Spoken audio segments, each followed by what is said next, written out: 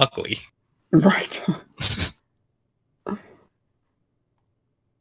Dude, nothing suspicious going on here. Welcome everybody again to another episode of Dungeons & Dragons Waterdeep Dragon Heist.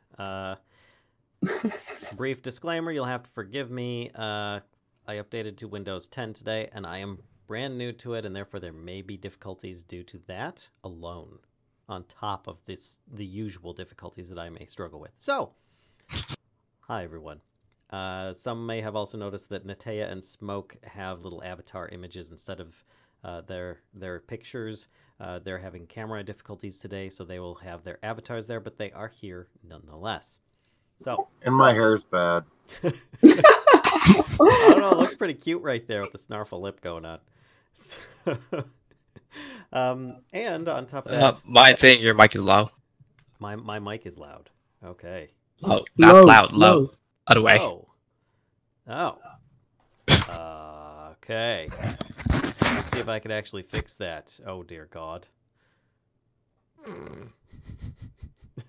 It's not an option there. I don't know that I can.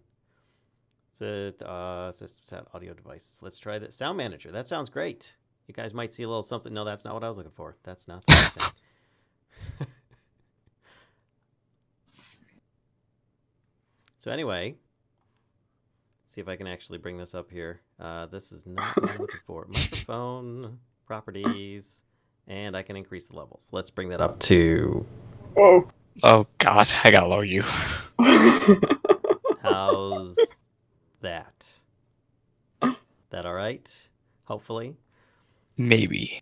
Well, I increased it from 40 to 60 or 50 to 60, I think. I can't remember. Anyway, it is done.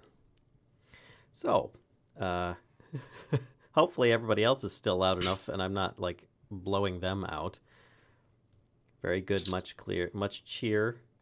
Okay, a little better. Mayan, turn your hearing aid up a bit, and you'll probably have more luck. Dude. But thank you for the sound check nonetheless. The others they're still louder. That's all right. I'm fine with that. I'm a loud person by nature. So, now that the sound check's out of the way, and hopefully a little bit less technical issues, actually what I could do is I could turn the desktop volume down a little bit, and then that would just turn all of their volume down some instead of blowing everybody else out with my microphone. So, Goshka, mine has a request for you. oh, she will. She'll give me a slap, all right.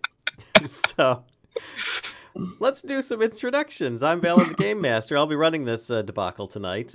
So, following around, up here on the top middle, we've got Robin.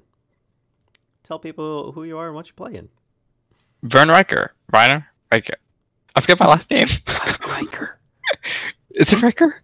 Riker, yes. As in number 1, yes. Okay, sure. Human Ranger in a city. Amen. And he's also their resident cleric of sorts, or medic, rather. Not cleric. Medic. We need a medic here. People don't do confessions with him. They just go, give me that bandage kit. Next to him, we've got the monkeys, Lissa and Mr. Monkey. Oh, I am playing... Who am I playing today? I am playing Natea Cloudbane. I'm a Azumar Paladin. Sometimes I get my two characters confused. And this one over here... They're like complete opposites. Yeah. It's Smoke on the horizon, a Tabaxi rogue that's going to burn down a bar and eat some babies. I am a fan of this. As long as they're like evil. So All babies are evil. There you Just go. look at them. Now you're going on mine territory with rabbits. This is going to be a good episode today, I can tell already, folks. All right, and next to that we have Kashka. I'm playing Grifola, a deep gnome warlock. A.k.a. a Sverfneblin, for those that can pronounce it. And she is accompanied by her invisible friend, Spunky Cat, who is off-screen and will meow randomly throughout the episode. True story. Last episode, let's see if I could do somewhat of a recap, even though I am very scattered today. The group pretty much did an overnighter at the spooky haunted mansion that they are debating whether or not they're going to take. They survived the night, experienced a poltergeist of sorts that didn't seem to injure them, just very unhappy that they were there. But who can blame them, right? So they decided to press Volo, the person who is rewarding them with this mansion, for information, help, and other such nonsense about the manse itself, and try and obtain a seer of sorts to try and speak with the spirit that is in there in order to try and, I don't know, communicate, find out what it wants, why it's there, what they can do, or what it needs to do. I don't know. We'll find out. And they're also agreed to take the manse and are looking to hook up with the local magistrate to do the paperwork. On top of that, they also ended up selling off some magical goods at their local friendly shop down the street, the Bookworm's Treasure, where they absolutely love the shopkeeper there, That guy Rishad the hates Page me. Turner. They were able to sell some goods and do a little bit of trading in the process, and get themselves a magical torch that will allow them to see better, at least one member of the party, if not multiple. So You're just picking on the human. I don't remember what time of day we left off. I think it was in the morning. Vola was going to go out, talk to the magistrate, and procure a seer for you guys. And you were also pretty much waiting for that in the interim. Oh, you also spoke with a local shield dwarf who stopped by and gave you kind of like a brief history of the local mansion, how she was a previous owner some time ago. But other owners had passed on since then. And it did have a little bit of a weird history in it, including an orphanage and a hag who liked to eat orphans. But They are delicious. so, where would you guys like to go at this point? Just marinate them in their own tears a little bit, and No, it makes stop. them- No. The mansion explodes. You're all dead. So, all right. So when last we left off, you guys pretty much finished with your trades with the local bookshop guy, and actually, I think there was a little something going on here. You were probably heading out and back to the shop. I know that Robin, you were absent last time, but you are with the group nonetheless. You were just kind of disappeared into the background for the most part. But I don't know if you guys want to go to other shops or anything, kind of like time wasting until Volo gets back with more information, or what? Yeah, I would like to find some kind of magic weapon so that just in case I have to stab a guy. All right. Well, so far, you guys have explored Bookworm's Treasure. You've explored Tiger's Eye. There's also, of course, Troll Skull Manor you took care of. There's Froon's Brews down here which I don't know if you guys are on the same sheet as me. Let's make sure. Yes, you are. Looking highly flammable. Yes. So to the We're gonna northeast burn is that Froon's place. Brews, which is a small pub, as well as down a little bit south of that is the Bent Nail, and Steam and Steel. Funny enough, similar to a name of a mod that I know that Rorax once worked on, and Corellan's Crown. My bad. Blah. I can pronounce words, me. And those are the local shop neighbors. Otherwise, they're pretty much residentials. Not too much else going on. And Vern was able to find out from his contact, as well as you guys were all able to find out from the shield dwarf that stopped by. I think it's Ulska. I got to remember her name. Alcuria, there you go. She pretty much told you guys about Froon being the competitor bidder who was interested in Troll Skull Manor that Volo got from. Basically outbid, and Froon was unhappy about. So yeah, there's that. I think we wanted to head while we were waiting for Volo to Steam and Steel to see what they got. Plus the was it the silver bars that we needed to take care of? Yeah, we needed to sell those, and I think the guys suggested us to go there. Okay. Let's see. I think I've got. That's the wrong one. I think it's in this one here. I've got some notes in some of these different sections that I need to bring up. So you're looking to sell the silver bars, and you're wanting to check out Steam and Steel. Yes. Maybe at Squeal and Steel, they can use the silver to make us magic weapons.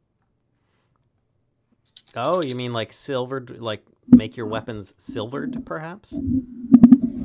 If it'll help kill ghosties and whatnot. Some undead tend to be weak to that type of thing. Let's see. Is it this one? Hey, there it is. That's what I was looking for. All right, Steam and Steel. Yes, that is the local weaponsmith, as it turns out. So let's head down to Steam and Steel, which is down in the southeast area down here. I don't know if you guys can see me pinging. I've got that. But there are a couple people there. As you approach, smoke and steam billows from the many windows around this indoor forge. You? What? You said I billow from the window? Why is everything about you? There are multiple people named Smoke. Come on. So there's let's see if I actually can do some images. Oh, they don't have images. Oh, so rude. Yeah, there's nothing on there either. All right. Well, you've got a couple of Genasi, which are they're basically like an elemental mixed with human. Sort of like, you know how like orc and human is like half orc. Elf plus human is half elf. Well, these are Genasi, but they look very different. One of them is currently working at the forge. Kind of has like this little exterior front because it's hot work, and he's got very reddish tones to him. He looks like he's of a fire type, and there's another one that seems to be kind of like doing a bit of working the quenching station, cooling things off and everything as the other one is working, that appears to have like a bluish tinge to their skin, and probably more along the lines of water or ice or something like that in nature. So you walk up and you see these two working away, hammering what looks to be some horseshoes.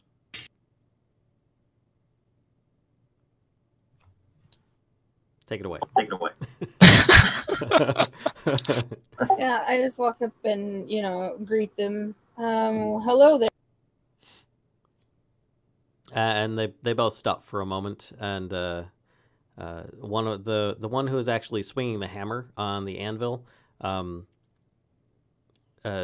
just like sets down the item the horseshoe that they were working on, just drops it in the bucket, and the other one starts like trying to tend to that, but he kind of like rubs his hand on his apron to kind of clean off a bit of the must and dirt and stuff from working.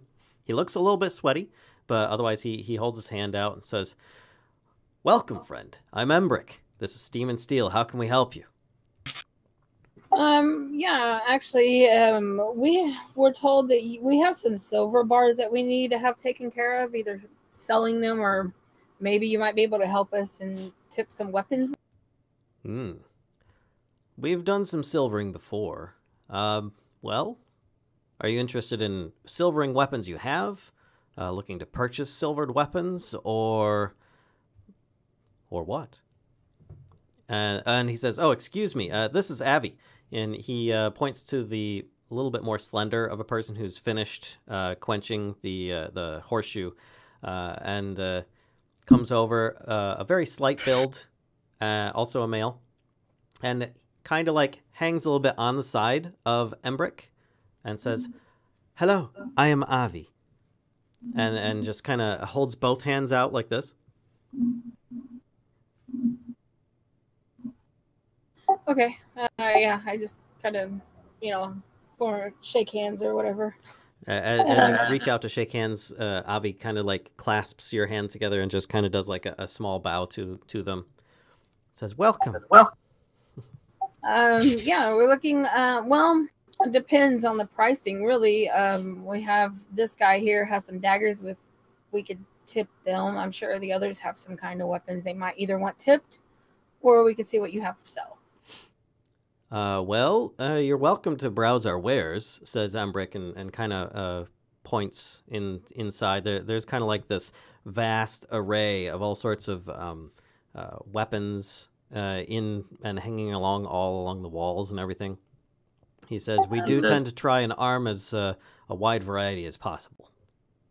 You happen to have any magical weapons, particularly ones that'll kill, like spectral beings? He says, not that I know of. I specialize in your standard weaponry, which basically, as you look around, to take it out of game for a moment, more or less anything that you want to buy from the player's handbook that is of a weapon or shield, it should be available at this shop for the most part. Okay. Well then, they also sell armor. Sorry, they do have armor sets in there, but they mostly have the armor disassembled because they try to make it to size. Right. Okay. Well, how much would it cost to tip some weapons? Like, say, a dagger or two. I don't know what Vern has. Short sword? Says, we can do one of two things. We can either silver coat the item, which does tend to wear off over time, or we can attempt to make the item of silver, but it's not as resilient as your standard iron or metals. So it would last longer, but it would dull sooner. So you'd probably have to sharpen it more often. But if you're supplying the silver, that would definitely reduce the cost. Yeah, we have some silver that we would gladly provide for that. Probably just coating it would be enough. All right, just a silver coating. How much do you have? That's a good question. Let me pull up my character sheet. Hold on, let me pull out this piece of paper. Let me further that by saying, how much do you have that needs coated? Definitely at least 2 daggers, and if any of the rest of them want something, I have a mace that's going to be very tedious to cover, so we're not going to deal with it. He says, actually, mace or blade, it makes no difference for the difficulty on that one. It's more or less we melt it down, create a dip, and then if it's bladed edge, it actually is a little bit more challenging because we have to try and sharpen it back up without losing the coating. The mace would probably be easier, though it would take more of the material to coat.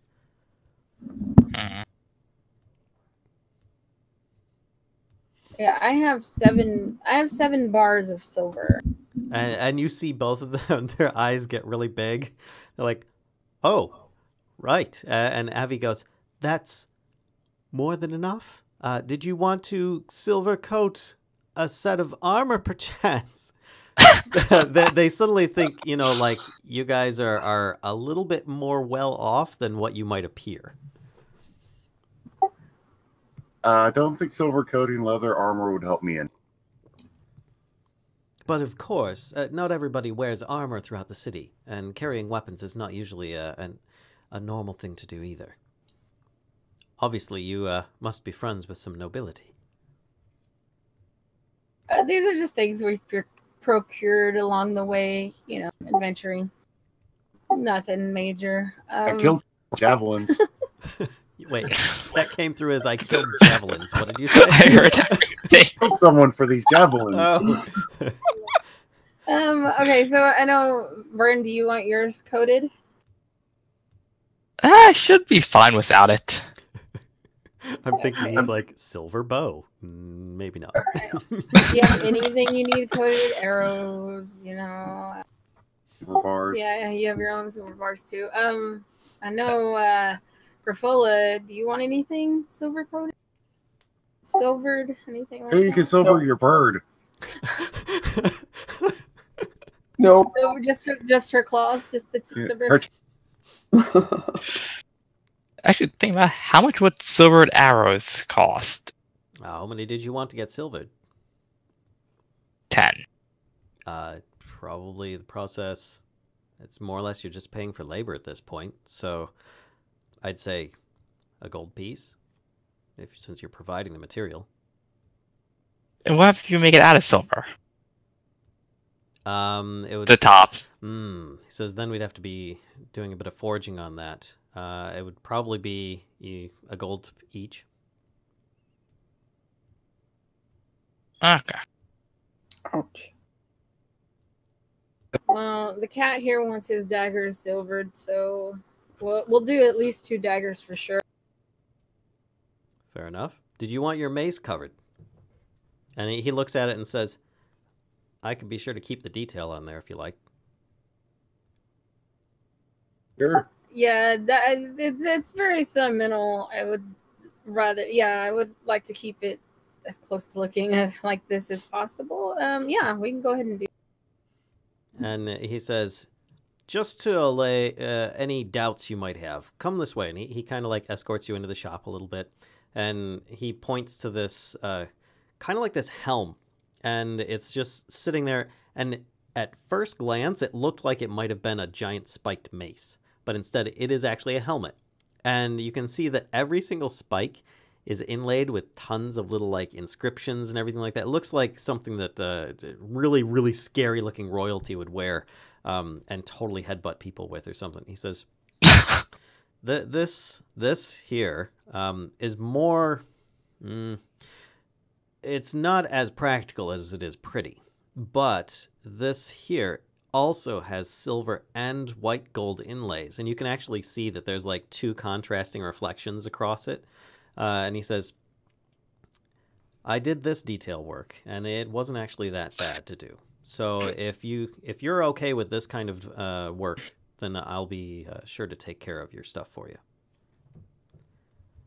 Okay. The genie makes pretty stuff. If any of you want to actually have a close look at it, let me know. But otherwise... While they're talking, I'm going to wait until their backs are turned. And then I'm going to sneakily cast Detect Magic. Okay. And what are you trying? What are you like just sweeping around the shop or something? I'm just doing a quick radar around the shop and then stop. Okay. So let's see. You get nothing. Okay. Just checking. Mm-hmm. And go ahead and make a sleight of hand check just to see if you can do that. There's no such thing as sleight of hand. Stealth. Sorry, can't do it. Oh, damn it, there is. I thought it was there all is. stealth Yeah, instead. sleight of hand. Come on. Is there a verbal component? I don't remember these things. Because if there is, I'll let you do stealth instead. Hang on. Now I gotta look. Because I think at that point it's not just you trying to hide gestures. It's... Right. Yes, there is. Ribble Right. and semantic. And I'm gonna guess that you're probably gonna be better at stealth anyway. But go ahead with stealth. With the stealthiness. Yeah, Okay. stealth. Here we go. All right. Yeah. As far as you know, nobody was able to detect. Okay. And Secret magics. Avi more or less is saying, are you intending on having some kind of battle with undead? Maybe. Says, would you be We might interested in piss off a perhaps ghost. upgrading your armor? What you're currently wearing doesn't seem... She's looking at like the leather armor and stuff like that. She goes, what you're currently wearing doesn't seem like it would hold off many blows from any kind of zombie or skeleton. Yeah, but I have to stay sneaky. Yeah.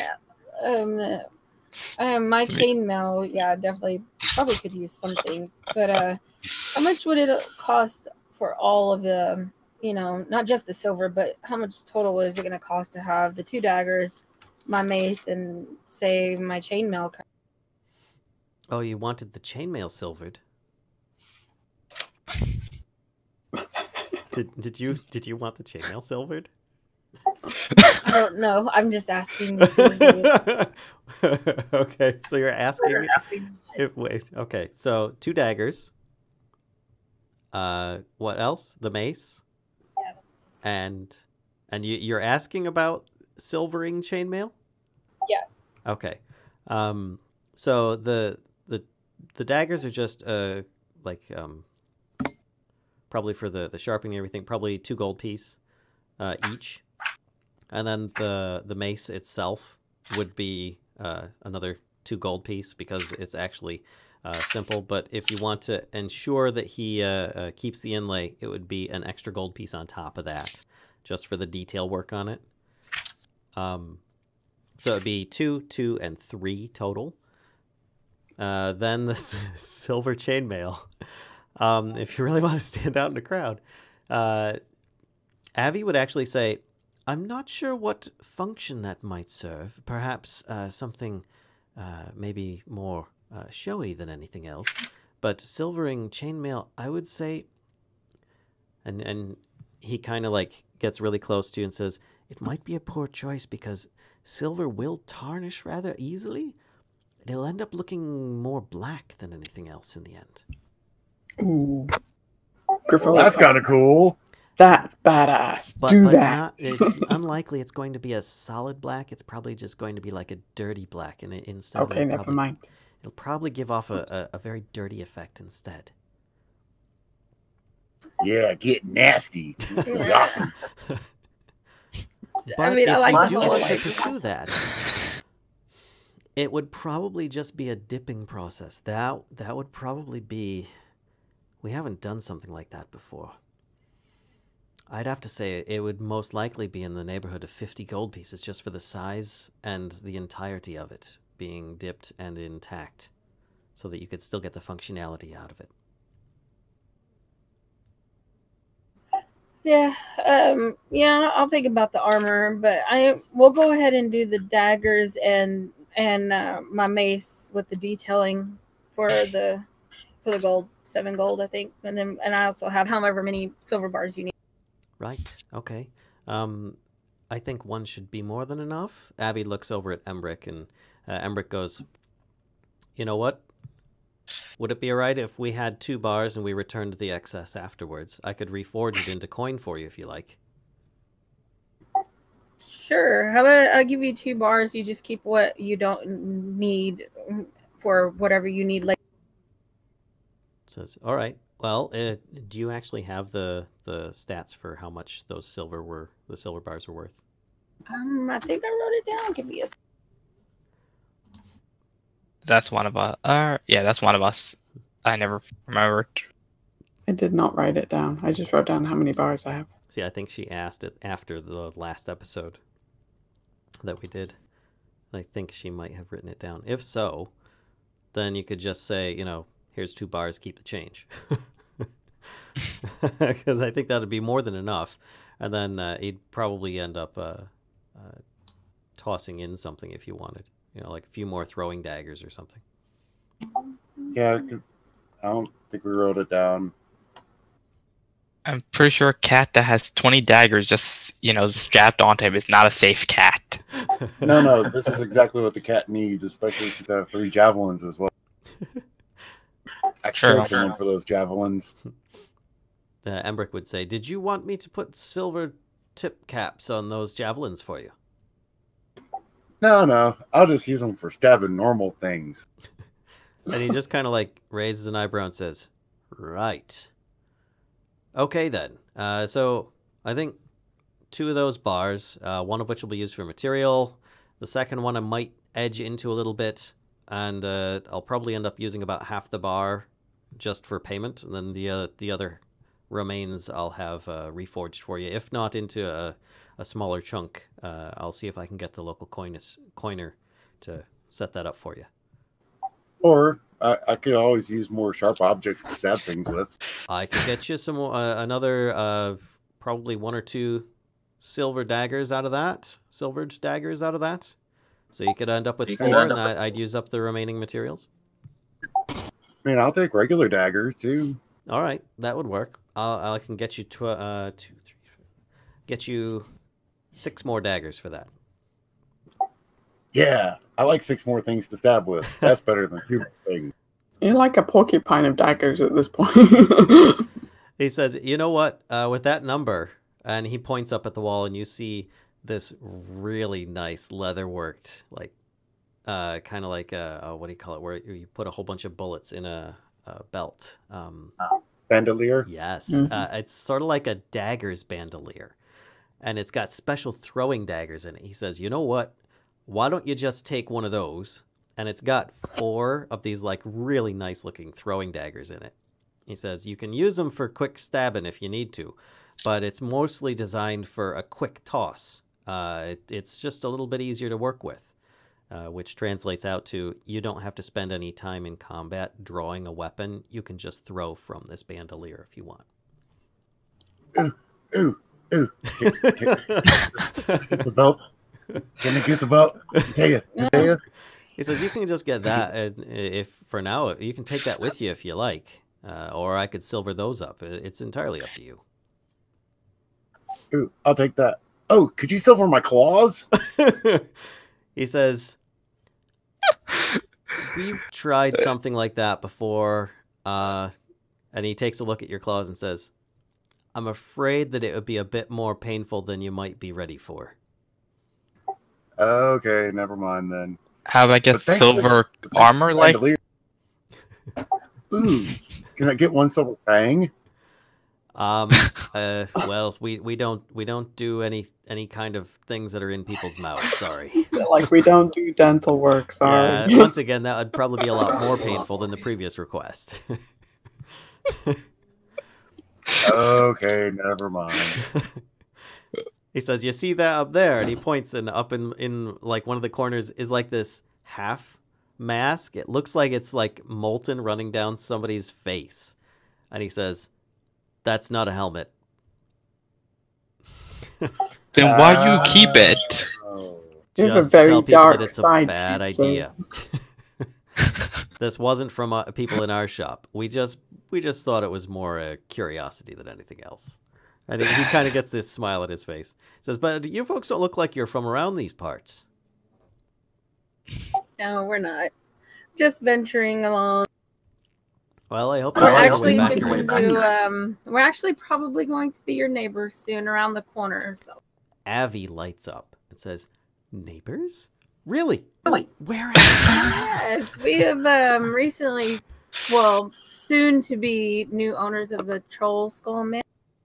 And they both look at each other. And then they both look at you guys. And they're like, really? That's good to hear. And Avi is like, I'm so excited. Are you going to reopen it again as a tavern? That would be so wonderful again. I'm so tired of... Anyway. Oh, gosh. I'm so excited for you guys. Have you moved in already? Lumps up against a door frame Yeah. and just slides down until she's sitting on the floor and just like thunking her head. Emik says, that's great news. The items you need silvered, I'll need to have them left overnight. You can pick them up in the morning. Okay. Sure. I'll handle my mace and tell Smoke to hand the daggers. I'll tell them, yes, we are planning on reopening it, but like I said, there's a bit of a Infestation ghost of sorts. problem, infestation that we have to deal with before we can get to that point. And you know, this seems to be the reaction we're having from a lot of people. They don't seem to like the current bar keep that's out open. We want to. Wait. But he doesn't know what he's talking about. We're gonna burn it. Smoke, you should go outside and take a breath. Emik kind of like punches Abby a little bit in the shoulder and says, see, I'm not the only one. And Abby goes, you just didn't pay what you were supposed to. He had a tab. He gave it to you. You didn't pay up. And they start like back and forth for a good like minute and a half before they finally just Emik throws his hands up, takes the items, the daggers and the mace, and just goes into the back and puts them in a lockbox. There's actually several lockboxes back there. All of them seem to be open, but he's got one big enough that he puts all these things in it, closes it, locks the key, and has it around his neck. And he says, and could I get a name to put on these? Yes, you can just put it on there, Natea. And he just kind of looks at you, and then he just holds out a piece of paper and a quill and says, can you write it, please? Sure. Write my name down and hand it back. As you're writing it down, Avi says, he's misspelled somebody's name before and they got very upset, so it's just a precaution. I just nod my head. I'm like, all right, Natea, this should be ready for you first thing in the morning. okay, thank you very much. Mm-hmm. And then I will turn around and head out the door, and I'll drag Smoke with us. All right. And Avi says, don't forget your bandolier, and takes it down off the wall real quick and just kind of like almost dance walks out the door and gives it to Smoke. Yay, thank you so much. Look at my shiny new belt. I can stab stuff quick. She says, a word of advice, though. I wouldn't brandish that too regularly around here. Weapons are not usually seen being... And looks around at the group and says, worn quite so out in the open unless you're part of nobility or part of the watch. You may have noticed that the watch, they tend to only have more or less a justified club. So you might want to keep it on the down low that you're carrying weapons around just to avoid any kind of issues with the local authorities or local thugs if there are any in the area. We're in a pretty good neighborhood, though. And welcome to the neighborhood. Grabs your hand again, Natea, and just does like the little dash and then goes back into the shop. I just shake my head. Yes, thank you. Thank you. Trying to back out. So once they've exited and what's her name's come back in, I'm going to approach her and say, so, future neighbor, how would you like to purchase some more of that silver that my friends were just bartering with you regarding? I forget how many bars you guys said you had. I have 5. 15 total. Was it 15? We had 7. Yeah, we had 7 on us. So I had 5, and so Grifola had 3. Maybe. y'all couldn't carry any more She than doesn't know. as far as we knew. I have not yet all right. told the person in the shop how many bars I am So willing to part with. Avi, well, I was asking how much were originally mentioned to them. Because it was said out I loud. haven't mentioned any yet. Yeah. No. Anyway, Avi looks up Oh, at I Emik told and him I had 7. says, do Yeah. we need... Are we low on silver for silvering? And Emik goes, actually, and just like does a quick glance around the shop. Yeah, we could use some more. I don't know how many bars you have for sale, but I could probably take a few off of your hands. I said, well, that depends how much you're willing to part with for them. And he'd say, shoot, I can't remember what it was. Where was it you got those from? We They got were him. in the crate. Yes. From a hidden room. In Where? the Zentarum. Yep. They're unmarked. Just Zentarum. square are. bar. Let's see. There's only one spot in here that says treasure. Oh, yeah, in the secret room. And I didn't write down how much they were. I asked, but I forgot to write it down. Okay, yeah. So I will say that it would actually only end up costing you guys 1 silver bar for everything. So you're good. But Ember could say, well, I could probably... Let's see. It says... And then... probably could use maybe 3 of those bars. If you have that many. I'm not sure how much you have. Again, it depends how much you're willing to pay for them. He says, well, let's see. And he says, Avi, do you remember the pricing? And Avi says, would you mind if we did a weighing? Yeah, he pulls out some scales, puts it up on there. I produce 1 bar for weighing. Okay. And Avi sets it on there and then puts some weights up on the side. And Emrik seems to just have lost all interest at this point. Avi just then says, we could give you 50 gold pieces each.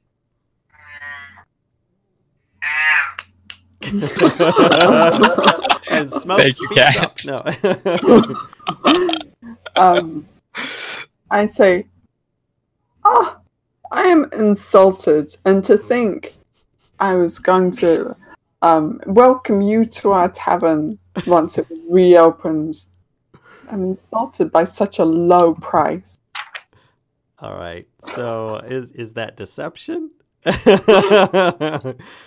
Griffola has no idea how much these things are worth. Yeah, so let's do deception. Make a roll for that, please. Crying out loud. The dice, the dice hate me, right? I Hey, mean, you did a good stealth earlier. Blacksmith will remember that. All right. So at that, Abby just kind of like looks at you and goes, I know, it's okay. But we can So only you give said- we can only afford 50 gold pieces each, really. And that is the asking price. If you're interested, you might be able to haggle it down at the Coin Masters, but I doubt that they'd be as eager either. I would just say How much does scale mill cost? standard just- pricing. So 1 bar would be enough? I don't know what the price Uh, is for scale mail. I will let you look 50. that up. 50? Yeah, 1 bar would be fine. See? I had the book. Perfect. so when the jig seems to be up, my list. Hey, you cut out there. Sorry. Oh, sorry. I said, so when the jig seems to be up regarding my ruse, being insulted over the pricing, when it seems like Abby is onto me on this, I kind of switch modes into, I was just kidding, give her a wink, and of course, I'm just kidding. And Abby totally plays along with it as well. And Embrick kind of just rolls eyes and is like, I'm gonna get these shoes done. I think that's an excellent idea. Why don't you go and get those? And he just kind of like shoots you this look and just goes over back to the forge spot and starts taking care of meow. I mean shoes. I'm gonna kick him outside in a minute. Yeah.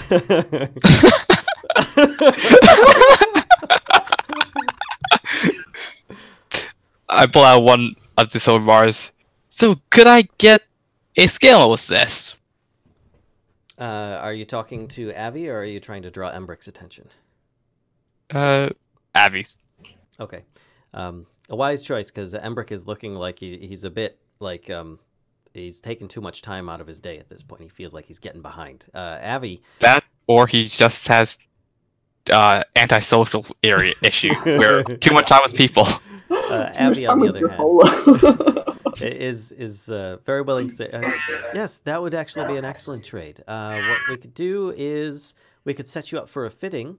And he says, could I take a few measurements once I'm done speaking with, and it kind of holds a hand out to Griffola like I'm expecting a name or something like that, because I don't think I caught your name. I'm sorry.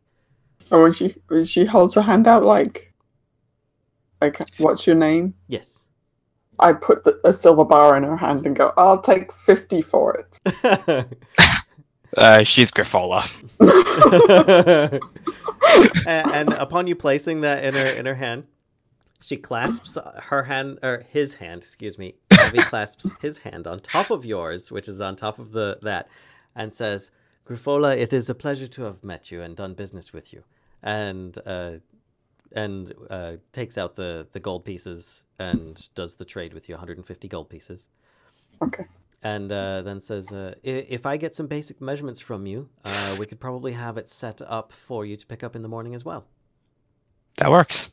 right. And then pulls out like some string with notches on it and stuff, and just says, please stand straight, and so on, and does like the whole inseam bit. And then says, all right, did you want to have anything special done to it? Nope. Just standard. Right. All right, then. Anything else, then?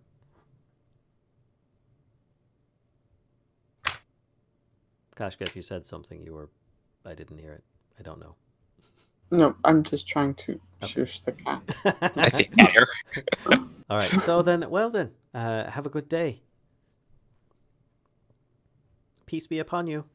And then just walks over and continues helping Emik with the horseshoes. Okay. All right. So you went over to Steam and Steel then, and you met some of the new neighbors. As they're walking out, I'm standing outside throwing this stupid ball of like rope at Smoke, like just rolling it on the floor.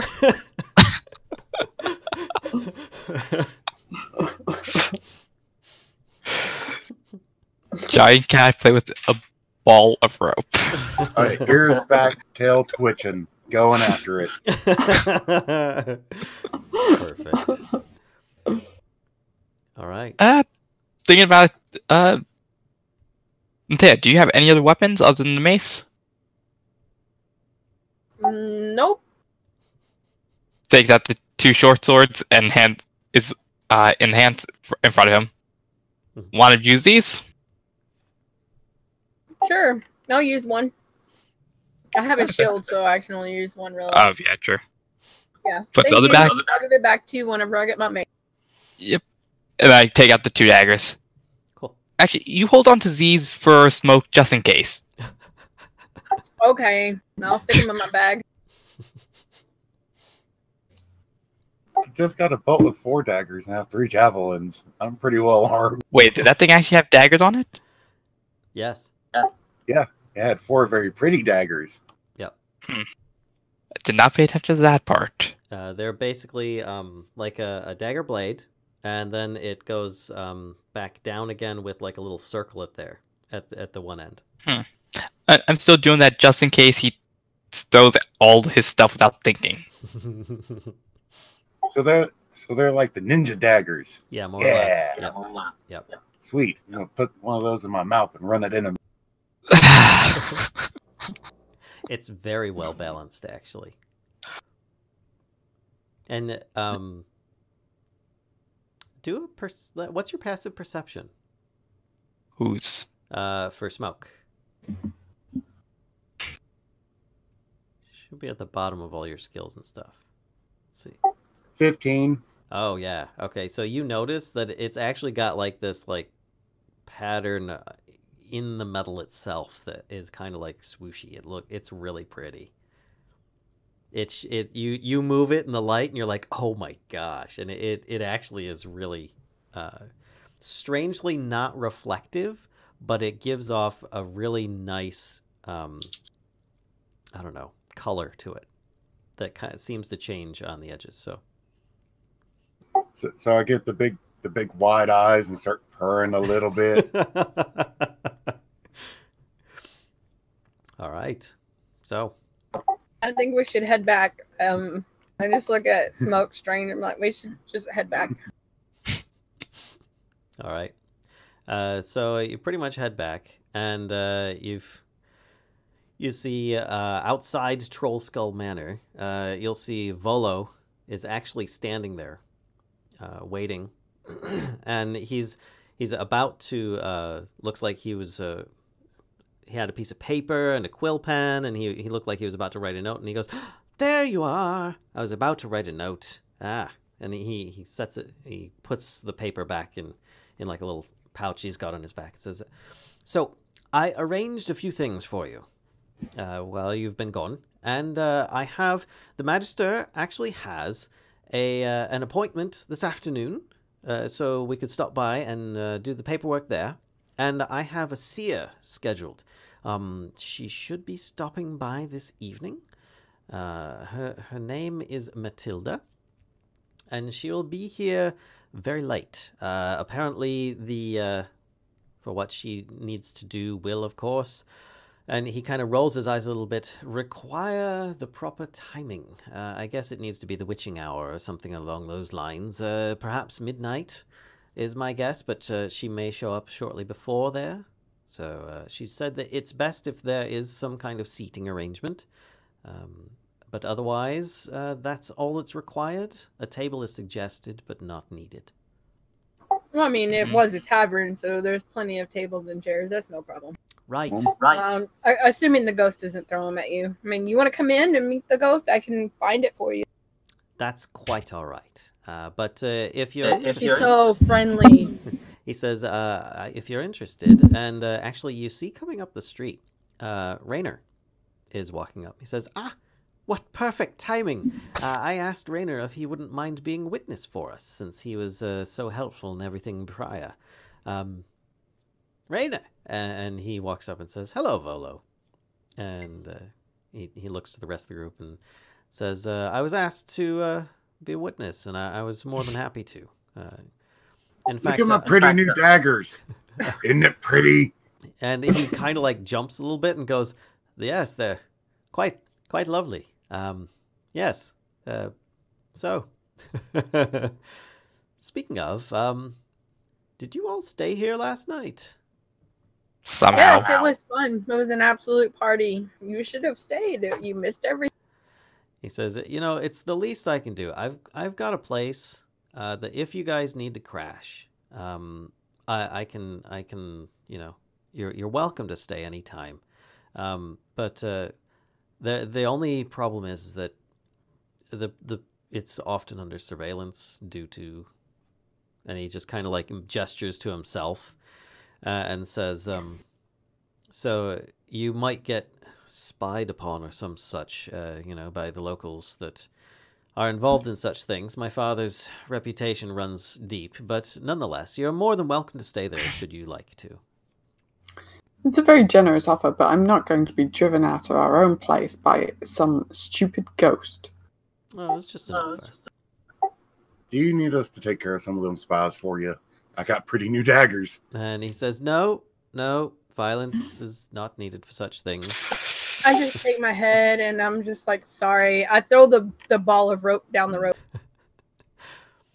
He says, right. Well, if we're to catch the Magister's appointment, we should probably be on our way. I summoned a chariot. Haha, not a chariot. I'm trying to think of the right word. It's not a chariot. A carriage? Carriage. Yes, I summoned a carriage for us so that we can go up there. Oh, brother. I want to ride up like Egyptians. All right, so there is a carriage there, and it's large enough to fit everybody. And I'm actually bringing everybody over to the map, which will take a second to load up, of course. But it's going to be in the seaward side, kind of, more or less. Let's see if I've got the location. I thought I had it. While he's faffing around with this carriage, I'm going to say to the rest of the group, it seems awfully convenient that the seer is arriving after we've signed it over. And Volo says, well, what did you want? I'm not saying, I'm like saying it after his earshot. Oh, okay. Right. Okay. And what are we looking for on your map in the Sea District or Sea Ward?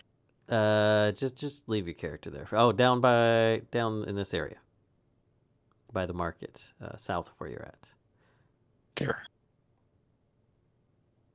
Yeah, we'll just say one of these is going to be the Magister's office. It's not actually something that's specifically located on here. Okay. You said C word. I was like, really?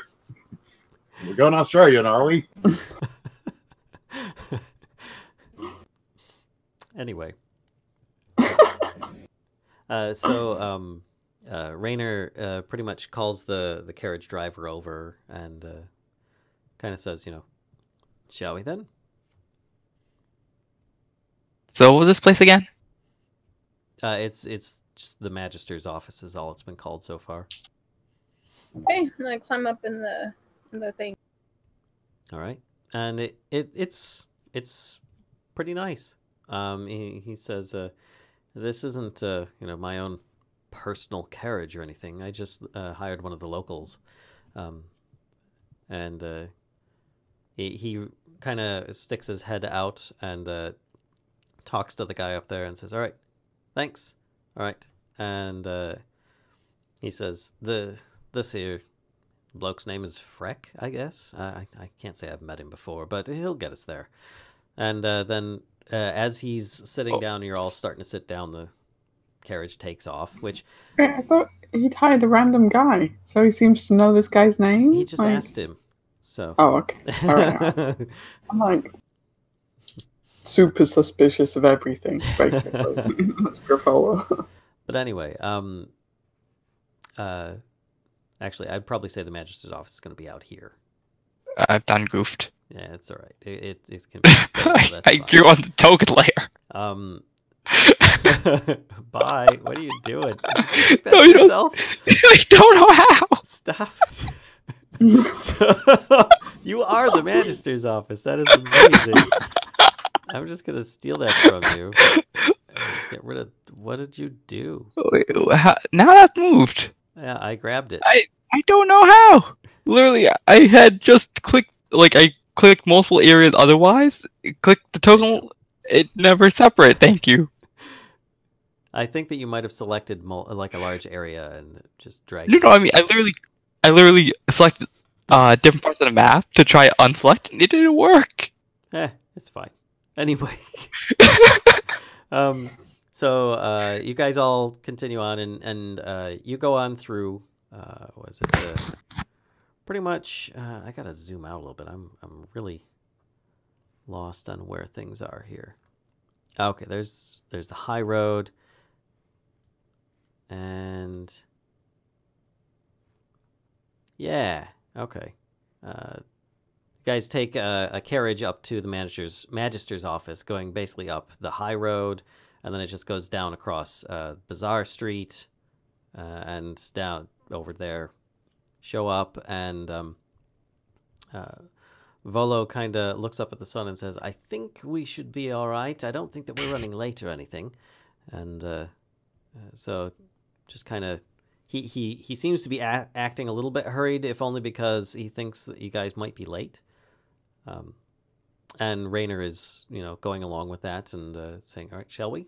And just kind of heads up to the door. Goes in, holds the door. All going in? Mm-hmm. Yep. All right. So you're in there, and basically you're welcomed in. Sat in a sitting room for a little bit. A few people's names are called out. They go ahead of you. It's sort of like the DMV, getting your driver's license waiting on there. Such a pain. But it's not quite as long a wait as you might expect there. So it's just a few minutes really, and then it's Troll Skull Alley is called by the guy that walks in and says, "This way," and then you just walk into this room where there's this official sitting at a large, rather handsome desk.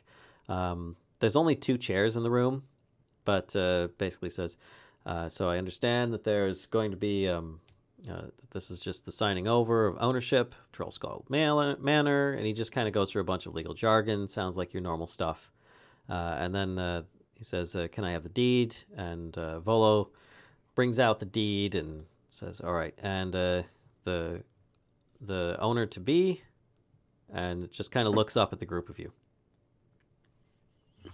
I tell you, to step up. She's classy. And Okay, I'll go forward. says that, so just sign down below here. Okay. She is the most trustworthy of the group. You'd like to think that now, wouldn't you? What are you trying Hey, to say? she's a paladin. What are you trying to say? Maybe she's a dark paladin. So she was just trying to get tarnished chainmail. Think about it. No. Secrets. So Magister then reaches over and has this stamp thing. Stamp. And then you see him reach into this small leathery pouch. and just does like this little dust across it, but there's no dust. It was in his hand. He does the motion, disappears, says, there you go. It's now binding, and he says, just pay the gentleman at the door on the way out. Thank you. And you just get spellbound to this manor. Are you going to haunt it? he just kind of like motions like, next, please, next. You know? Come on. The guy at the door is like, please come this way. And he says, so the registration fee is 25 gold pieces. And he looks to Natea. And Volo looks complete. Like, there we are. All done. I'm staring at Volo. I just look at Volo. And I look Same. At the paper. And he says, what? you just got the property, aren't you happy? He needs 25 gold pieces from you. And Raynor says, this is embarrassing, and reaches in his pocket and just gives the guy 25 gold pieces, says, thank you very much for your help. and he kind of like gives Volo a bit of a shove on the shoulder and says, I need you to help them. And Volo goes, I've got it under control. I've got it under control. So, and he says, let's talk on the way back, shall we? And so we start. What's there to talk about? He says, well, you're interested in perhaps renovating the place. Okay. First thing first is the ghost. He says, yes, the ghost. I'm sure it'll be fine. It's best to look beyond that into the future. But if we can't get rid of that, profits go down drain. He says, well, that's just a matter of perspective. I'm sure it'll be fine. Either way, it'd probably be best for you to at least start doing some research on what you need to do next. And he says, That'll learn something. Let's talk in the carriage then. And you're getting like all these people are like looking at you, like, get out of the way. We want to get our stuff done. We've been here all day type thing. So. Or just for 5 minutes. Yeah. So pretty much y'all get back in the carriage and start taking the trip back. And Volo starts talking about... oh, shoot, where is it? Hold on. No, not that one. There it is. Okay. He starts talking about like getting the place shipshape, up and running. He says he has a lot of connections with a lot of different guilds. He'd be more than happy to try and set us up with them.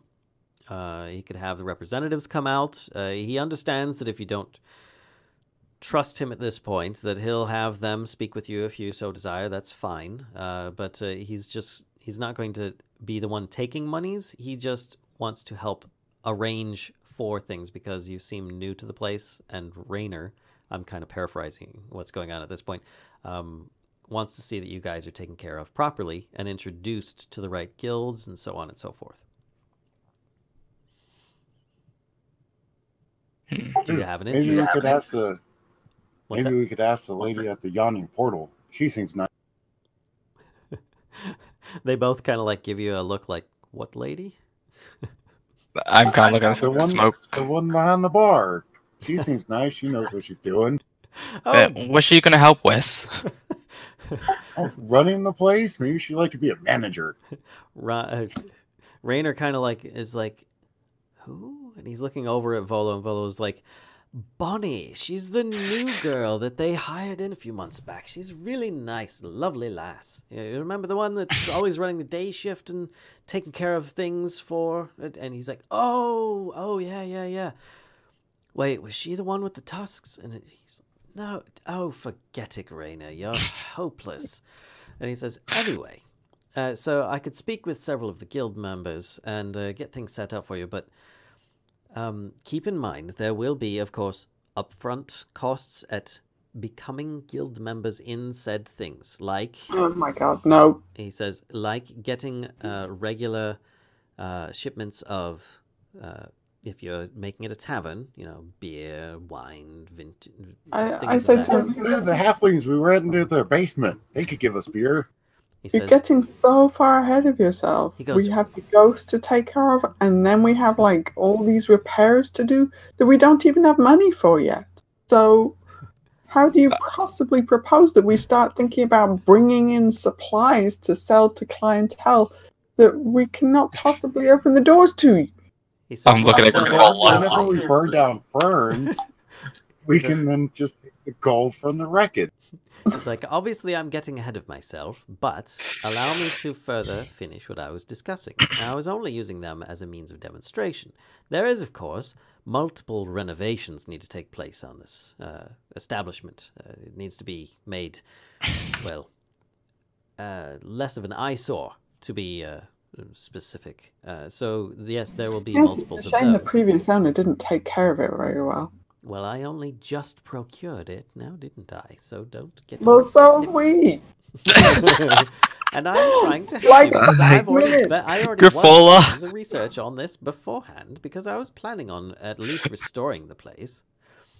Gravola's just like, has her head Gravola. slumped against the side of the carriage, and she's just You like, know, we can make it a haunted attraction. I mean, a hag owned it, the 8 orphans. I mean, we could set up some display there. I mean, we could maybe trap the spirit, and they could Ooh, I could spook eat people. babies. No, wait. At this point, Volo sits back, looks at Raynor, and just kind of goes, "See, I told you they don't want my help." And Raynor says, "Just let them settle in a little bit first." Smoke, you're not eating babies. Volo says, "Fine. Take your time with the property. If you need my help for anything, I'll be at the yawning portal. I You said, can you know, contact me the there." best way you could help us actually is suggest ways that we could earn enough money to be able to afford the renovations that are needed. Yeah, keep an eye out for jobs that we can do. I mean, or things we need to slay and kill, or something along those lines. So actually, at mention of that, Raynor kind of peeks a little bit and says, "I hope you don't mind. I might have mentioned that you guys helped me out in a bit of a fix. So I knew you guys were looking for a bit. You know, you're looking for some startup money and funds, and it's not like I can just throw money at you or anything. So I figured I would just reach Well, out." you can if you really want to. I mean, He says, if you don't aim for the face, just if you're going to throw money at me, just a little bit. he just smiles at you and says, "I'm not my father, but Do you want to borrow a few coins to just do that with? It'll make her happy. He says, I've got some friends at the Harper's Guild, and I may have mentioned a few others. So you might be getting some messengers in the next day or so that might be offering you some way of making some coin, maybe helping out the city at the same time. Hopefully that will get you guys going. You seem to be pretty capable." Yeah. Let's stab people for cash. He says, "And Seems if bad. you need any assistance, I'll be glad to help. But I will admit that I'm not often at where I stay, which I'll show you guys that in a little bit later. But it is in the Seaward area, which you guys just came from. So he'd say, I'll be glad to help you guys out. I just don't tend to stay there too often for obvious reasons. I usually do tend to go to the Yawning Portal. But if you leave a message at either spot, I'll be sure to get it probably the same day, if not the day after." Thanks, buddy. We appreciate it. Says, "Right." Yeah, we can look into that after we get done with the seance business, and then hopefully nothing will happen. I don't have my mace, and we should be okay. All right. Meow. And so pretty much you guys just chat more on the way back. Raynor has more or less just informed you what you just heard, that he's spoken good about you guys and that you're looking for jobs, if not a bit of temporary employment. And he does speak up about how almost everything in the city of Waterdeep is pretty much guilds. So don't be surprised if there are guilds seeking your membership. Some of them will require fee payments. Some of them will also have payments in return. Like you get a fee to join, and you may also end up getting jobs from them that pay. So it's kind of like a give and take, but not all of them. And to try not to piss too many of them off, because you never know when you might need the help of one of them. Either way, he's definitely put in at least a good word in the Harpers. Volo is, as before, volunteered help once you guys are ready. Otherwise, have fun getting settled. If we see a note with a black hand and "we know" written on it, that's for me. Little thieves' Wait, hand what? scratches at the bottom of the door. Oh, So, all right. So let's take you back to Troll Skull Alley, and guys dropped off back home, right in front of Troll Skull Manor. Griffo, though, we really should get you registered with that, what was it, that wizard guild or something like that? I'm Mage not guild? paying some stupid membership fee just to be able to cast spells that I can cast without their permission. Might help. Yeah, we really don't want a war with the Mages Guild. Yeah, you should probably stop detecting magic everywhere.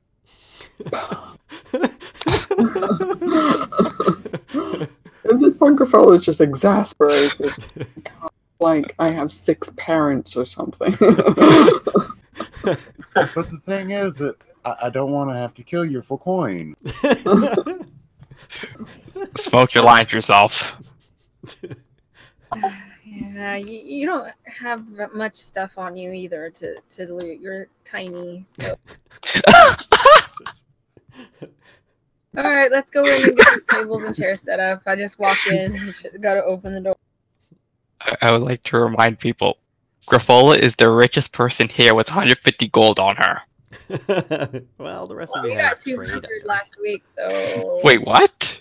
The rest of you have trade items, you know, like the Where was silver bars. I?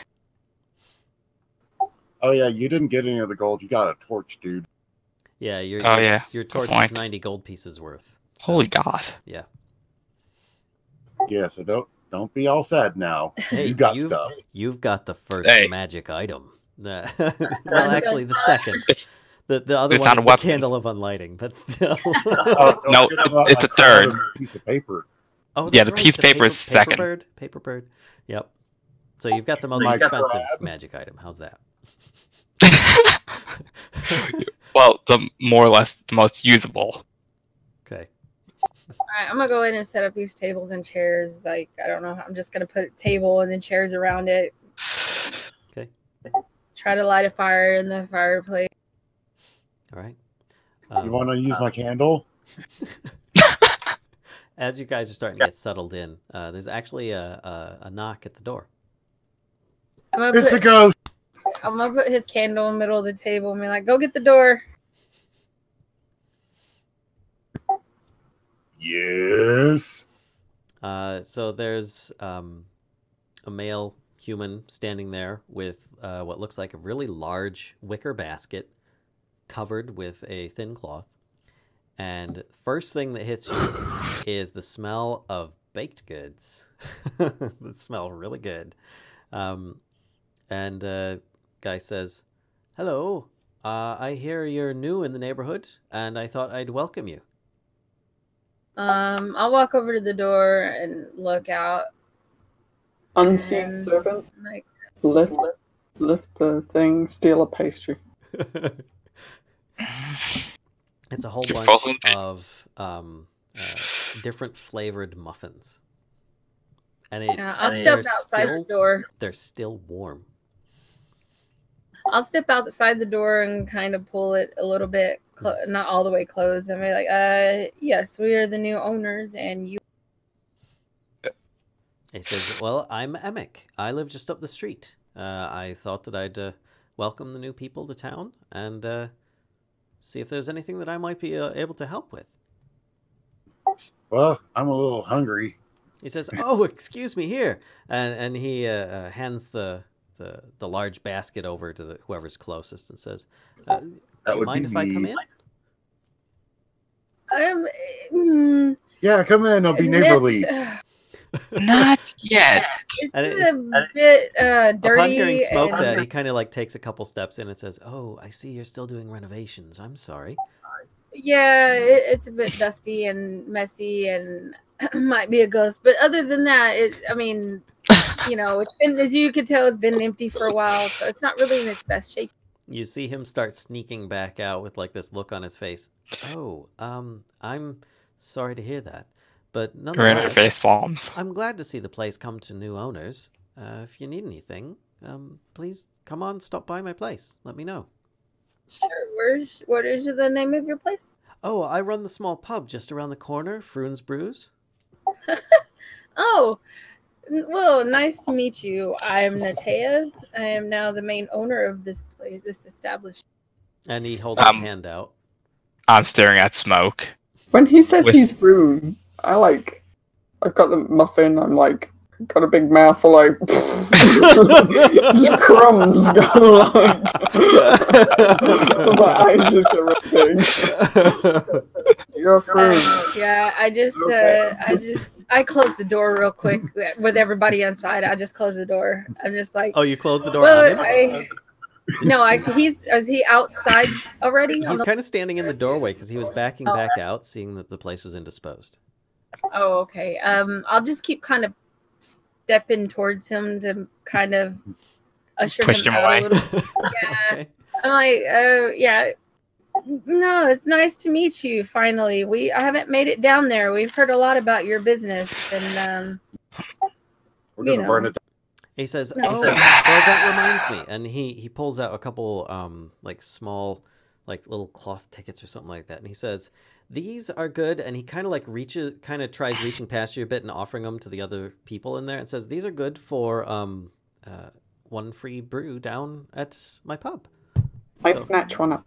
Okay. And he says, "You're welcome to come on. Thank you very much. Come on by any time." Muffins. And if anybody doesn't take any of the rest, he just kind of like places them in Natea's hand and says, "I'll take them all." And if there's anybody that doesn't do the alcohol, we offer other beverages as well. But still, nonetheless, I hope that we're able to be good neighbors, and I look forward to seeing you again soon. And he just kind of like waves his hand and say, "Is there anything else that you wanted to talk about before I head off? Anything I can help with?" No, I think that's all. Yeah. I say, I will walk you home, Froon.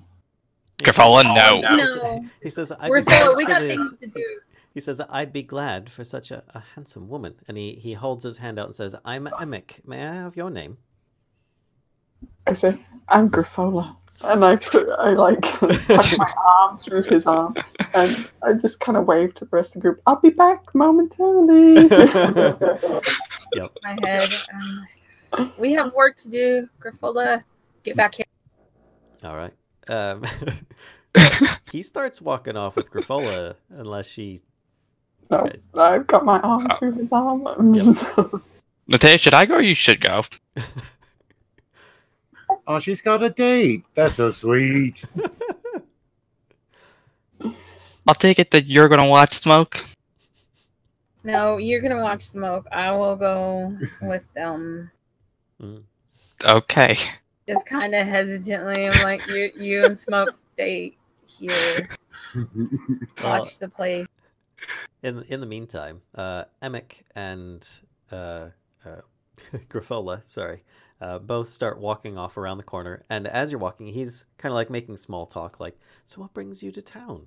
I mean, I understand you now own the place, but I mean, why Waterdeep? Did you come?" I say, "Oh, it's the craziest story." I say, "You wouldn't believe it." Say, "Actually, I was here to visit family and somehow got caught up with Volo and ended up, and here we are, owners of the inn." He says, "Well, I could understand that being a bit confusing. Volo can be a bit much to deal with sometimes. He's a friendly enough guy, but I don't know, he's a bit forceful." I agree. I say, he is already trying to bully us into spending money that we haven't even made yet. Yes. Some of the guilds around here do that. I was able to save a few coin by doing some of the repairs myself, but I think I might have pissed off some of the local guilds. Anyway. Am I able to hear the conversation? Make a perception check. Tried to catch up to him, but... I say, oh, you must show me what you've done. I would love to hear about your experience. As you catch up, you hear, I would love to hear about your experience. And from here on, you can probably hear things because the two, both Grifola and Emik, notice that Natea has caught up to them. Chink, chink, chink, chink. Yeah. I am in no way stealthy. Oh, are you joining us then? Oh, back to my pub. I'd be happy to show you around. I figured I could use the fresh air. Right. Well, I say, so I how long understand. have you been in Waterdeep? Since about 1451. Yeah, we had some problems with my family. We migrated here after our holdings in Neverwinter were destroyed by the eruption of Mount Hottenau. Yes, it actually is called Hottenau. I didn't make that up. He said, yeah, we had a tough time. I mean, obviously, who plans for a volcanic eruption to take out your business? But we were able to do some leather tanning in the trades ward, and my parents passed, and my sister took over the business. She kind of bought me out, and I didn't really care for the leatherworking, and I figured I wanted to try and open up my own pub in this area. So that's what I did, and I was hoping that I would, be accepted around here. And some of the people, they seem nice enough, but I don't know. They put on these fronts. I can't tell sometimes, but you folks seem a lot more genuine than the others. I say, thank you. I appreciate that. I always find that honesty is the very best policy. I'm just like, sorry, there's some dust in the air. He says, I so... say, she's not used to this kind of environment. he looks up to Natea and says, so what brought you to Waterdeep? I understand Grifola here was tangled up a little bit with Volo at some point. Were you subject to the same thing? No, I was just adventuring. Mm. That's it. No, nothing, no direction, just adventure. Right. Just wandering about. Okay, well, fair enough. To each their own, I guess. But here we are, Froon's Brews, and he shows you this average-looking pub. It's probably about, I don't know, half the size at best of your place, and not. It's only like 1.5 stories. Your place is like 3.5 or something. Mm-hmm. So maybe 4. I can't remember, but 3.5. Yeah, you can see that the roofing looks to be a little bit shoddy in some places, but it seems like it's good enough that it's gonna kind of keep the water off, hopefully. And he says, "You're welcome to come inside if you like. You could redeem those vouchers that I handed you." I would love to. Thank you for the invitation.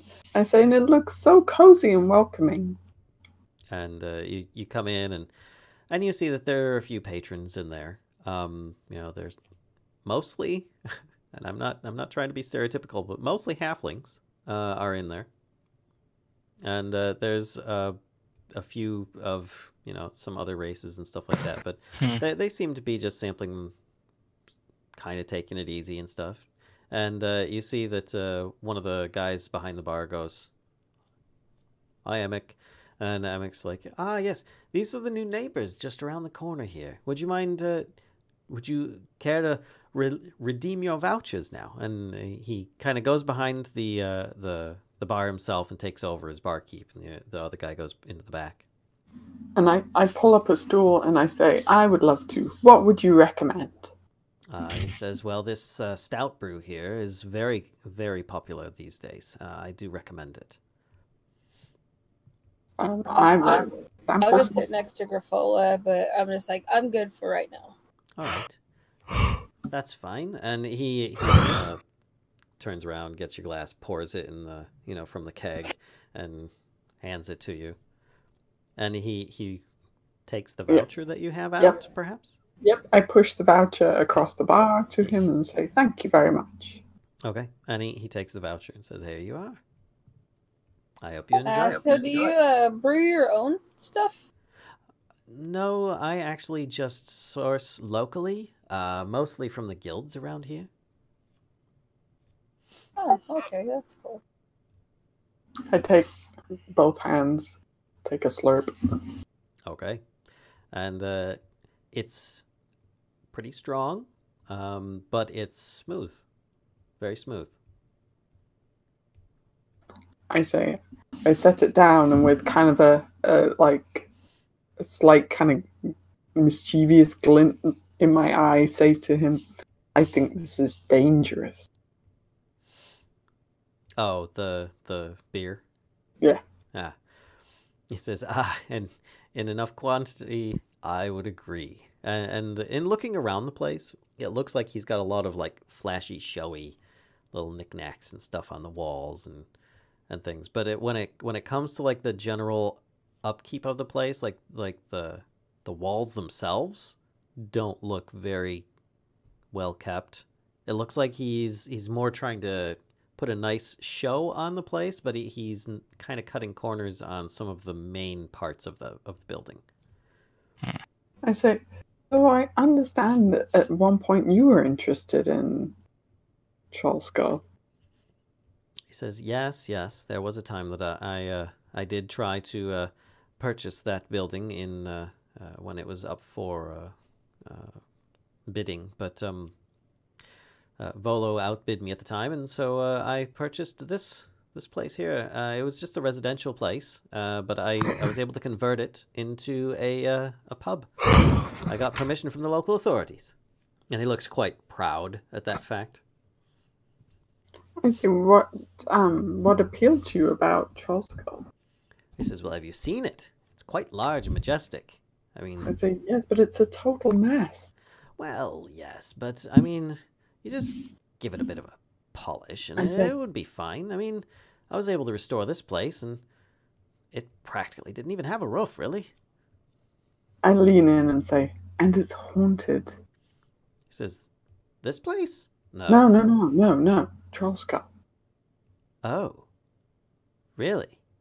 I say you weren't aware of that when you were bidding on it at auction. No. And he actually looks at you a little questioningly. Let's see if I have. Yep. There we go. Character sheet. And I don't even know what that is. So I think what is it for a GM to roll stuff only? If I do /GR. /GR. Yep. And then write your roll. All right.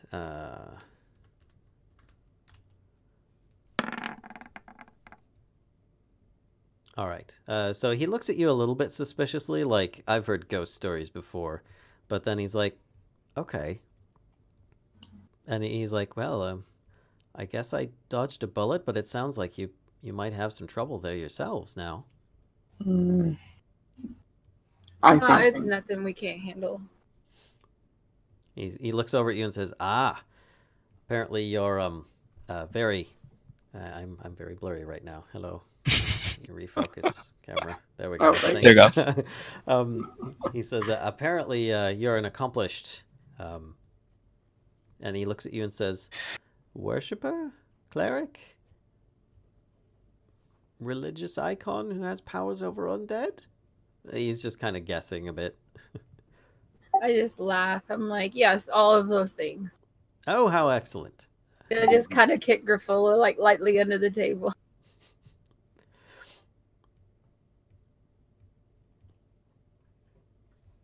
I say, well, we'll see how we do. Right. And, it appears you've left your place without anything to eat. Here, I've got a few more of those muffins if you'd like some. And he actually goes in the back, and you see he opens the door, and just on the door is like a tray, and it's mostly empty, but there's a couple muffins left in there. And he plucks them out of the tray, and he sets them both down on like this quick makeshift napkin that he pulls out from behind the bar and says, here you go. I say, are muffins your specialty? He says, well, they are for today. Usually So we do you don't have- do baked goods too often, but, I did a batch. I figured I'd save a few, but, it can only be neighborly. So you can only have a first impression with a neighbor once. I say, oh, you bake them yourself? He says, well, of course. I do most of the that's things around here in this pub. It is mine, after all. Does he seem like, I mean, your portrayal of him, he seems pretty genuine kind of person. Am I getting like any shiftiness from him? Make an insight check. I could do that. Oop. No. It doesn't seem like you're getting any shiftiness, but it is strange that everybody seems to have been telling you the opposite. But then, tough to tell. Yeah. I just say, I thank him for his hospitality, and I look at Grifola. I'm like, we really need to get going back. We've got an appointment. He says, well, I'm so glad that you're able to stay. If you want, you could just return that mug tomorrow or something. Take it with you. Just don't let the local authorities see you on the street with it. They'll think you're a drunk. I say, I seem to be causing enough trouble with my companions as it is. It's all right. I'll just stay a little longer and finish this. And I begin kind of slurping more heavily on the ale. And I say to Natea, I promise not to make any trouble, and I will catch up with you shortly.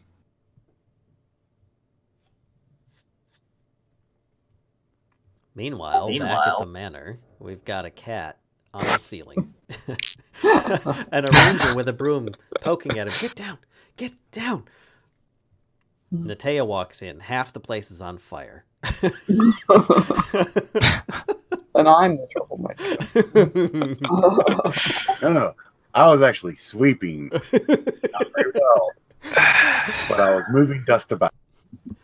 No, seriously. Natea, do you end up leaving then? I'll stand up and look around for a little bit. Then I'll look at Grifola and then tell her we have an appointment, so you need to leave soon, and I will see you there. And keep a lot of your information to yourself, please. And I walk. And as soon as she's out of earshot, he'd pretty much say, she seemed a bit concerned. Is everything all right? I say, oh, you have no idea. I say, I'm so glad that I've have a few moments to myself with my beer and just making faces at him, basically. I mean, not at him, but Okay. And he says, well, I think she's just worried about the ghost. That's something definitely to be worried about. I hope it leaves. I've not heard of a ghost haunting people's houses in here before. At least not in this neighborhood.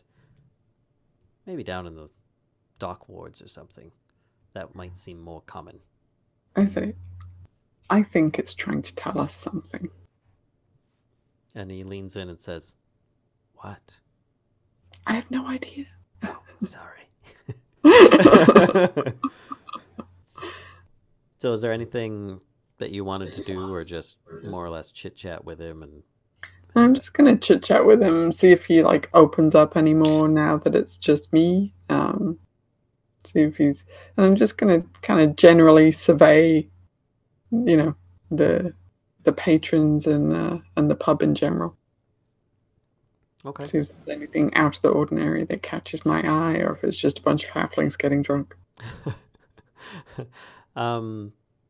So it's mostly halfling, not all halflings, just mostly halflings are in there drinking, and it looks like your average pub, but for the things that I already described.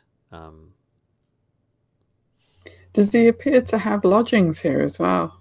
It seems a bit small for that. You would assume that he might have a place that he could live upstairs.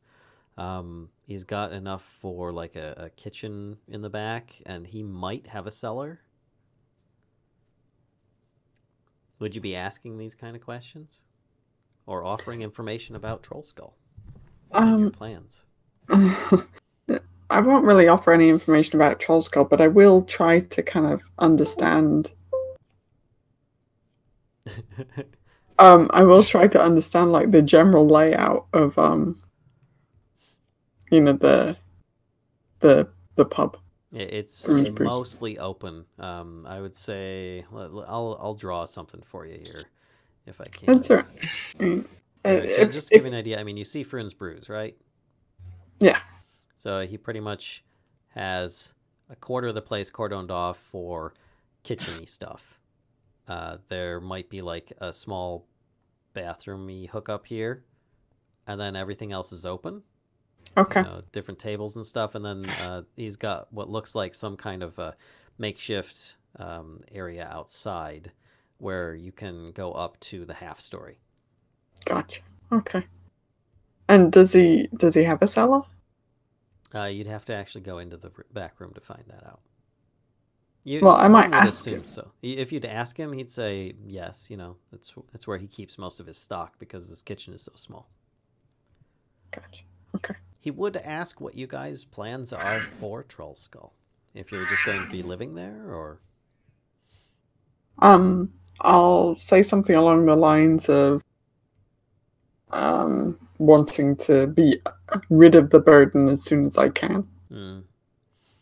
He would also probably be eluding thinking that you and Natea might be involved. I would set him straight. Okay.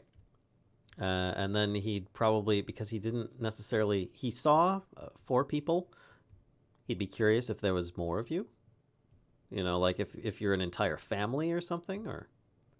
I say, we're not, obviously we're not, blood relatives, but we've been in each other's company for quite a while. Okay. And you'd volunteer that there are only 4 of you. What was that? You would volunteer that there are only 4 of you? He's asked, what does he say to ask? He would pretty much ask, if it was your entire family, if he met everybody. I say, oh, no, that's not my entire family. Okay, originally, and then you'd set him straight. And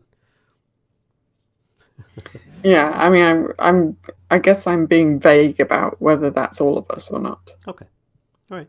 I mean, it's not like he's saying, how many are you? Just like he only saw 4. He brought over a big basket of muffins. It's a big place. He was making assumptions that there might be more of you. So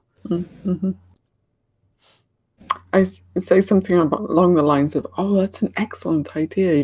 Family are such good helpers at restoring properties. I should really see if they can come and help out as well. He says that'd be good to a point, but he would, throughout the conversation, warn you off, or at least warn you that he offended someone in the Cellars and Plumbers Guild at one point, and he'd be telling it in a joking manner by comparing the dwarf's beard to barnacles on a ship. Ooh, because of his ineptitude with trying to set him up here, and yeah. But okay. But that was more or less a story that he told, and a few of the others kind of like join in on the joke when he says it, because he would like raise his voice at that point, and then they're all like, ah. Gotcha. Okay. Anything else? Nope. Okay.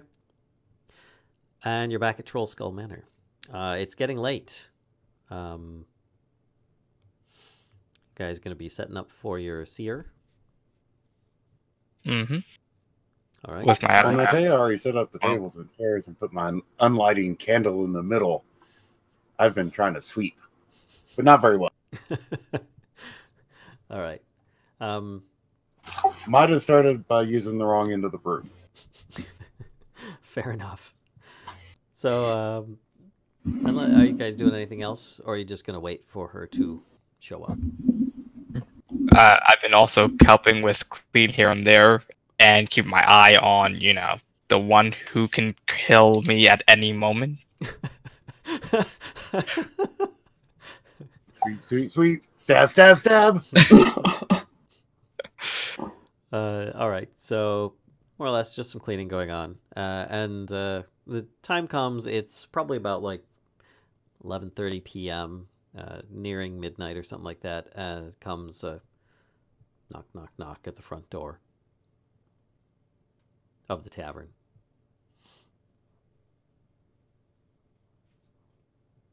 I'll answer the door. You guys all got to figure out who's going to answer the door. All right.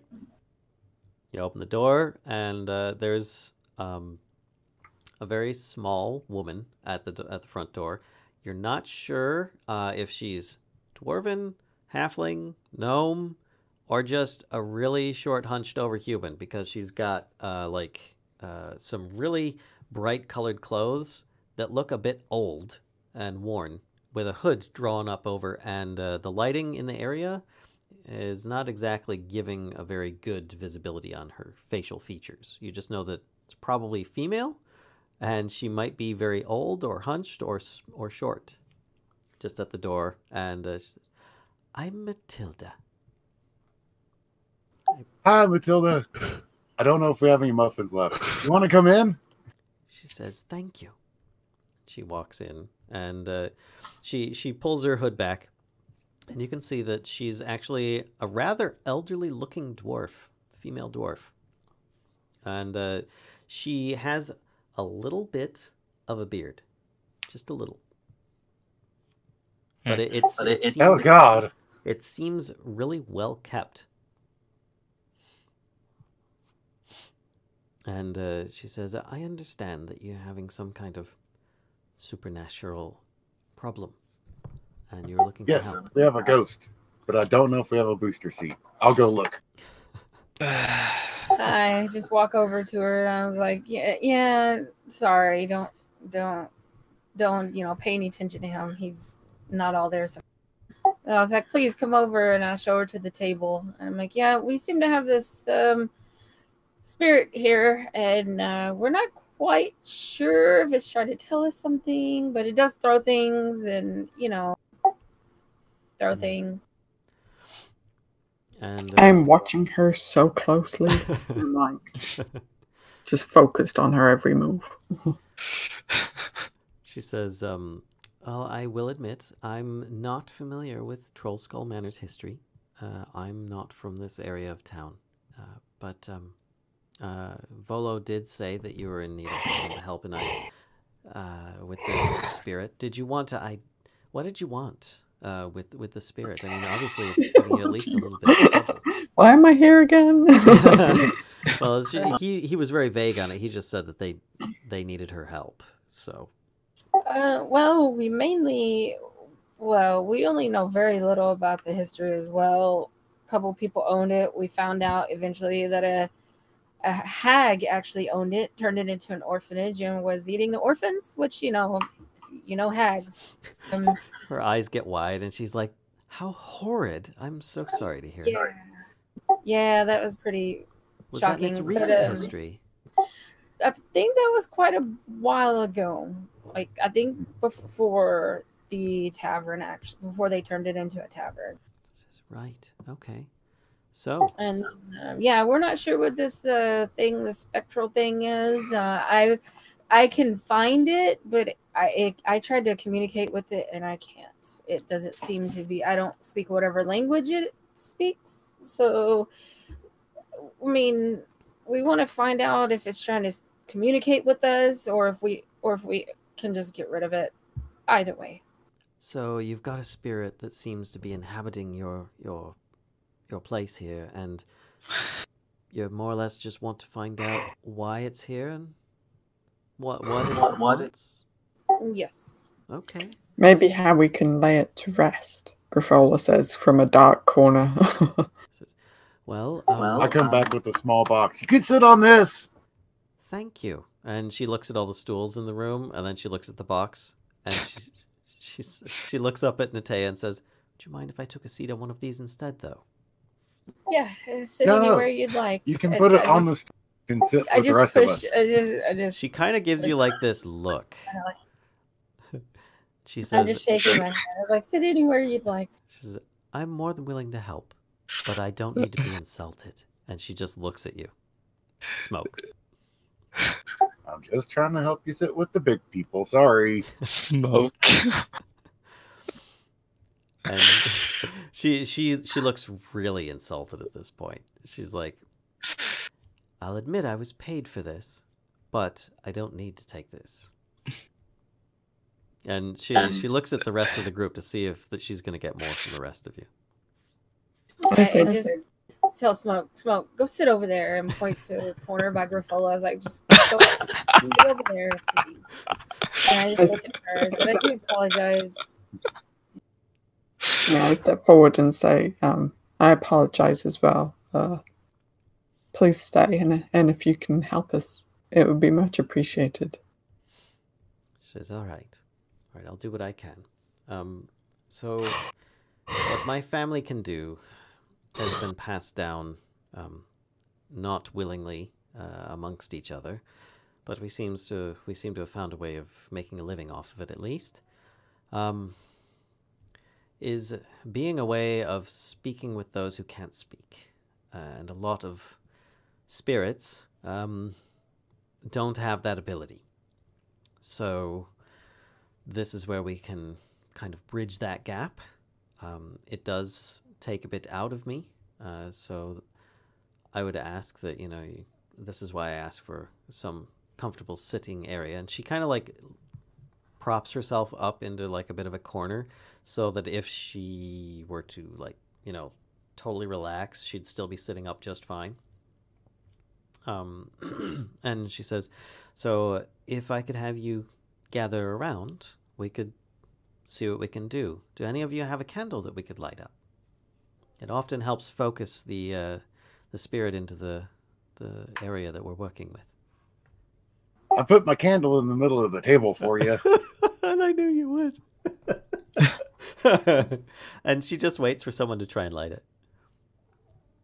Because she doesn't have any lighting implements. I just look. I'm like, will a torch work? She said, if that works, yeah, that's fine. Just usually some kind of simple light for us to focus upon. I say, Vern, can you put your torch on the table for us? But does this thing count? What are you doing? Are you holding it out? Yeah, I'm holding it in my hand. She said, actually, that would be just fine. Those are, in fact, is that, and she kind of like puts her hand close to it and says, yes, perfect. Those would be much preferred. You see, sometimes people get carried away with things and, a gust of wind comes out and then everyone gets all spooked. When something like this, that doesn't tend to happen. So let's use that. Just set that on the center of the table and we'll be fine. And uncap it. Yep. And she says, so the idea here is we need to actually invite it to have a conversation with us. And she looks over at where Smoke is sitting and says, so we'll actually have to be inviting. It's best if we hold hands in a circle. Usually it will draw the spirit to the center so that we can converse with it.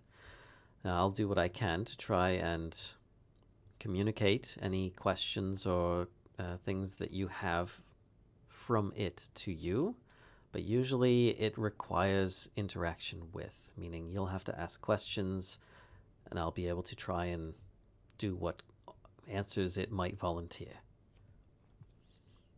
Says, all right, are you all set then? And she kind of holds her hands out. I will take one of her hands. Okay. And Yeah, sit I'll down. take the other one. Yep. All right. And Smoke, are you joining the circle? Sure, why not?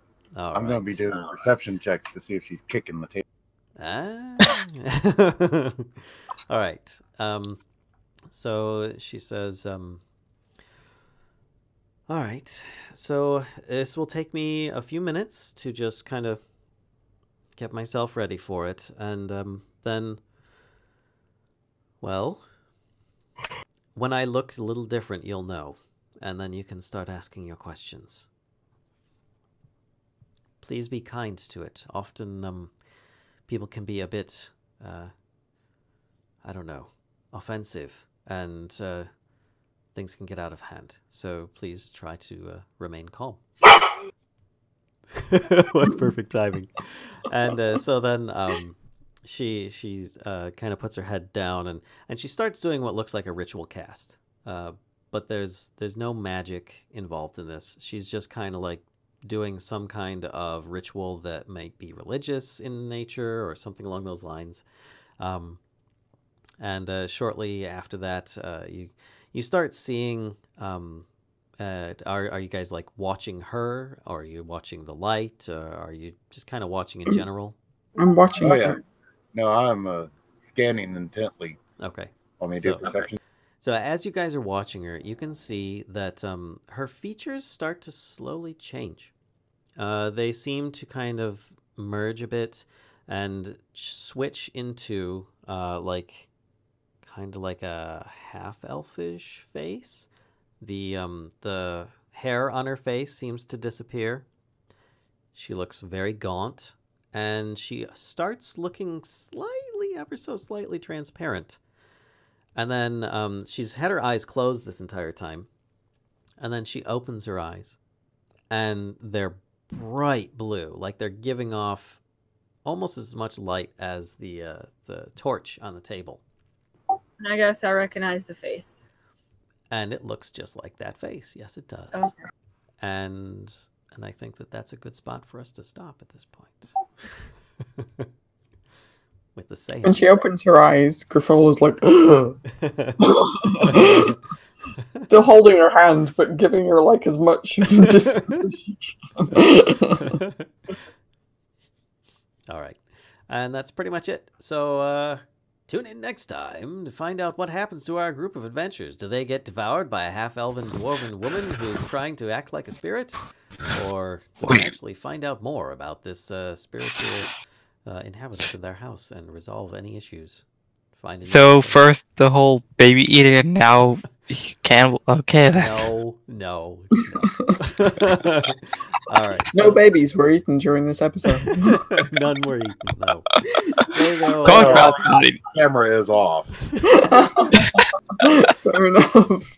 Hey, what are you doing your own time, man? All right, and I think.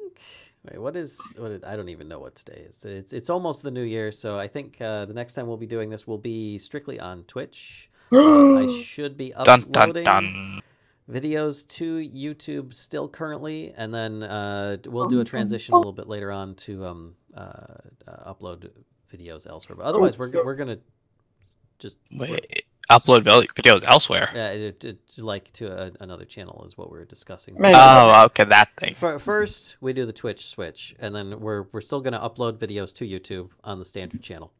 And hey, I thought you were somehow swapping from YouTube to some other thing to upload. That's where my computer. We're still doing YouTube videos, and we'll be putting the VODs up on YouTube there. But we'll be streaming on Twitch. I believe. What is it? Starting on Wednesday of next week, which will be like the first stream day truly after New Year's. I won't be streaming New Year's. But it'll be should be the first or second stream after that. I think this will be the second one because I think the first one's Wednesday. This is a Thursday game, so correct. We look forward to those people then. And yeah, look at that. Thank you, Kashka, for posting that up in chat. And thank you, players, for coming out for another episode of Dungeons & Dragons Waterdeep Dragon Hoist. And we'll see you all next Dragon time. Hoist. Dragon Hoist. Try to hoist that dragon. When nobody escapes. Bye. Bye. Later.